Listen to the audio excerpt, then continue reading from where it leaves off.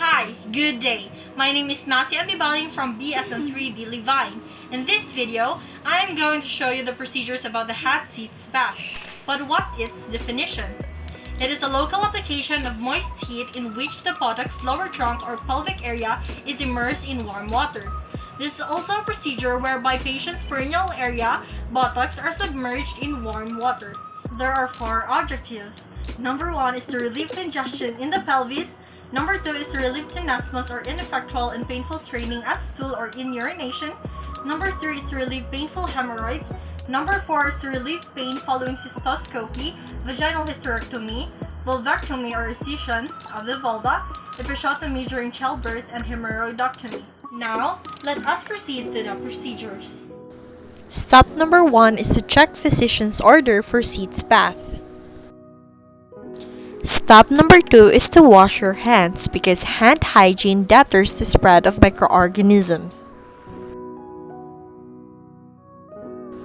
After washing your hands, the nurse should identify the patient. After identifying the patient, the nurse should explain the procedures.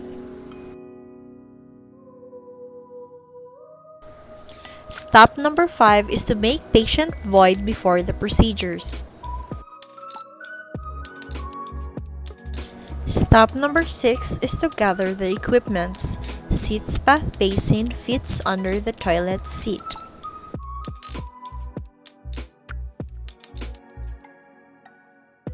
After that is to assist the patient to the bathroom. If the room is some distance away, you may want the patient to push a wheelchair. For step number 8, fill the Sitz bath basin with enough water. The watershed, start with initial temperature of 98 Fahrenheit or 36.6 degrees Celsius, or check with your hand to determine the temperature of the water. Next is to provide the patient privacy and warmth. To begin, remove the patient's clothing and any dressings that are present. Assess the area being treated. For step number 11, assist the patient into the Sitz bath tub, supporting the back with towels.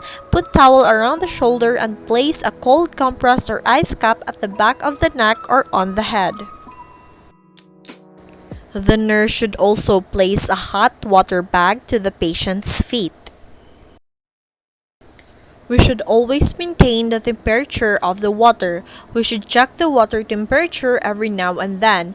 Add hot water slowly by pouring from a pitcher. Agitate the water in the basin while adding the hot water. Stay in the room for the first 5 minutes or for the entire treatment. Observe the client for signs of weakness, dizziness, fatigue, or faintness.